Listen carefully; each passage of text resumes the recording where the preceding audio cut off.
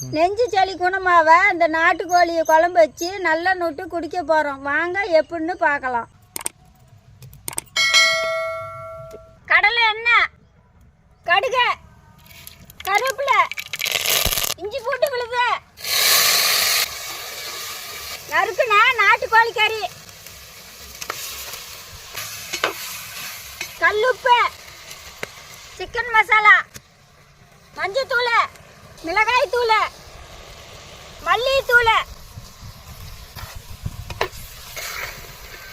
தண்ணி கொஞ்சம் ஊற்றிக்கலாம். கொஞ்ச நேரம் கறி வேகட்டும்.